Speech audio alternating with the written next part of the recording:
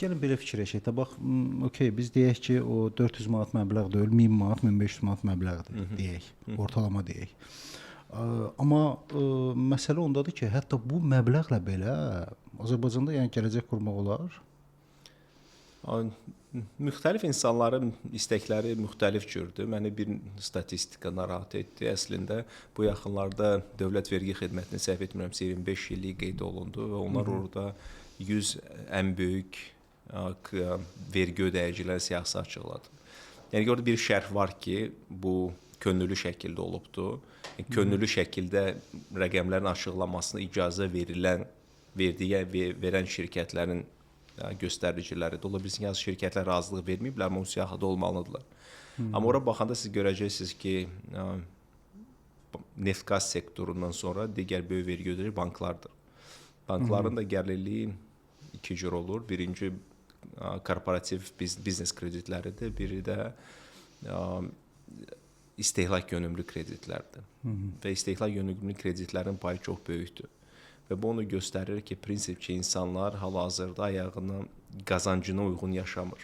Və siz Azərbaycan Top 10 bankını götürsəz, onların xalis mənfəətinə baxsaz, dərəsi 150, 200, 300 milyona qədər xalis mənfəət əldə edir.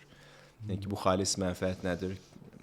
Onlar aldıqları pulu və verdikləri pullar arasında fərqdir. Yəni ki, faktiki olaraq biz daha yaxşı yaşamaq üçün bu bankerləri bir xeyli varlı edirik.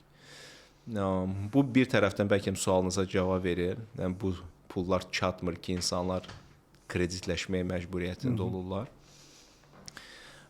İkincisi, yəni ki, biri var statistika, biri də var reallıq. Sözsüz ki, bizdə minimum səbət var iqtisadi perspektivdə. Yəni minimum insan nələri yeyərək sağ qala bilərdi, minimum kalori belə hesablasaq. Və o səbətə daxil olunan şeylər adətən karbohidratlardır. Onlar isə ucuzdur da. Məsəl üçün çörək arpadan hazırlanır. Niyə görə çörək bütün rasionlarda var? Çünki ən ucuz enerji mənbəyidir. Ən sağlam olmasa da ən ucuzu odur. Eyni şey qarğıdalı, eyni şey düyüdür filandır. Yəni ki, ona görə bəlkə səbət çox da böyük olmur. Siz Marsiyanin filminə baxmışsam, o təkcə bir dənə kartofla bir il yaşayıbdır da, o da onu gəlib xilas edənə qədər. Bu reallıqdır.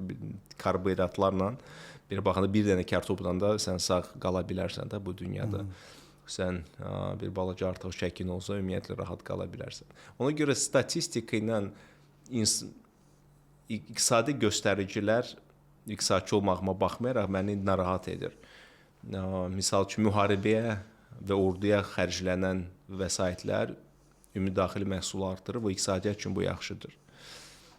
Amma mən sual verirəm də, deyək ki, biz tank istehsal etdik ya da ki, hansısa bir kənddə işıqlandırma ya da internet xətti çəkdik. İkisi də eyni qədər investisiyadır, deyək. İkisinin də ödəyimə təsiri eynidir. Amma insanların xoşbəxtlik perspektivindən hansı daha yaxşıdır? Xoşbəxtlik ölçmürük Azərbaycanda. Dünyada xoşbəxtlik indeksləri var.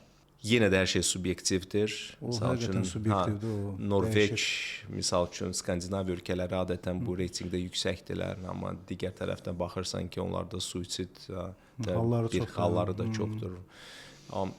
Təəssüf olsun ki, belə bir unikal bir formula yoxdur ki, biz insanların yaxşı və ya pis olmasını iqtisadi perspektivdə ölçə bilək. İcad etmiş özümüz üçün hansısa bir göstəricilər, onların üzərindən gedirik.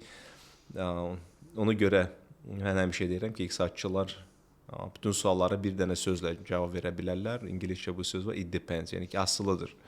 Asılıdır, 9 manat kimsin ki aşağıdır, kimsin ki çoxdur. Ümumiyyətlə, ölkənin əksəriyyəti bu maaşı alırmı, yoxsa bu orta statistik maaşdır? Və deyək ki, tək yaşayan insan üçün 900 manat nə deməkdir? Evlənən insan üçün 900 manat nədir? Bir uşağı olan, 2 uşağı olan insan üçün 900 manat nə deməkdir? Və bunun perspektivlər həmişə müxtəlifdir. Tək bir hazır cavab yoxdur buna.